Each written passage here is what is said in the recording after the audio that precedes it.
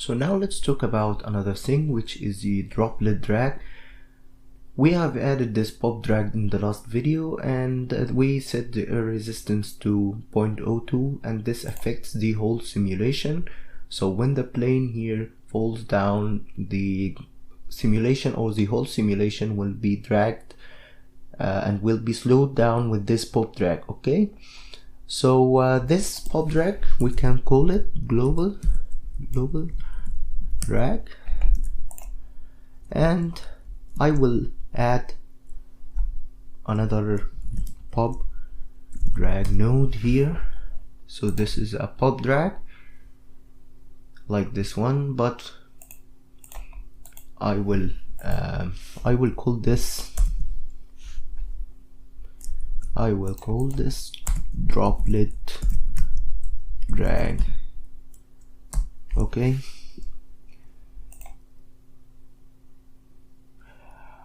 Okay, so here in the flip solver, in the particle motion tab, there is a tab called droplets. We are going to detect droplets. Then here in the minimum particle density and the maximum particle density, this parameter here is concerned with the minimum of the range at which we want to limit the droplet selectivity. Let me just explain this more simply.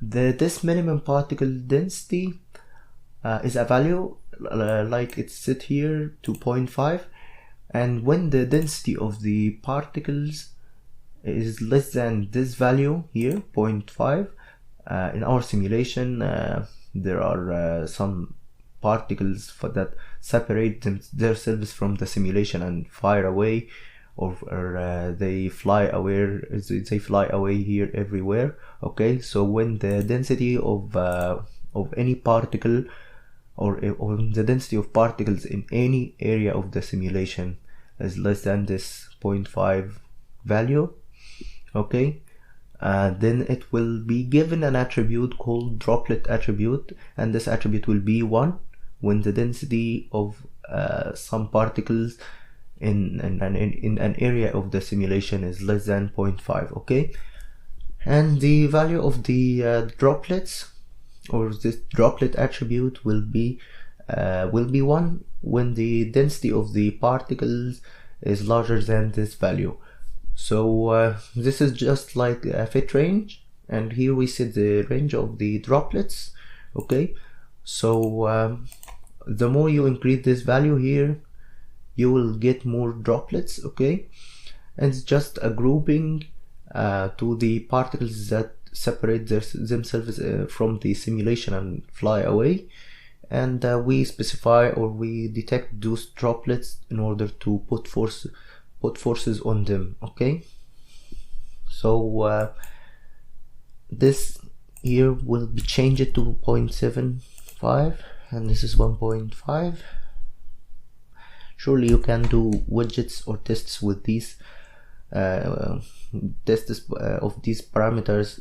I didn't do widgets here, but you can do your own tests to just get comfortable or get the meaning of these two parameters when you see just the result of the simulation. Okay, so now if the density of particles is larger than 0.75 in any area of the simulation, it will be just those particles will be just set to 1 in the droplet attribute. Okay, they will be given a droplet attribute of 1, and if the density of the particles in any area of the simulation is larger than 1.5, they will be given the droplet attribute of 1. Okay, and this is just a blend between these two values.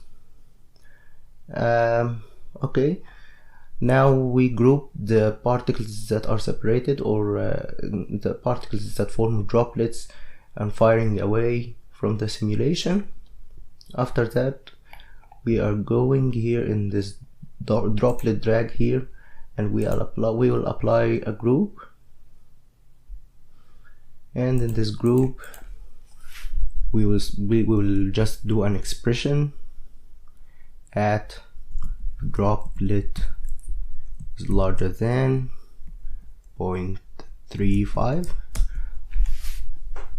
So whenever we have a droplet attribute larger than 0.35, our particle will be these particles will be grouped, and this node will be applied to whatever particle that has 0.35 of the droplet attribute. Okay, and this air resistance we will set it to 0.01. okay, so let me see the result of this, and I've made a flipbook here. If you see here, those particles here, or this area for example, the particle density here is less than here for example. So those particles here will be considered droplets because the density of particles here is less than 0.75. So we'll apply more drag to these particles here in these low density areas. So when the simulation ends, those particles fall slower than the main simulation, and this is more accurate and nearer to reality.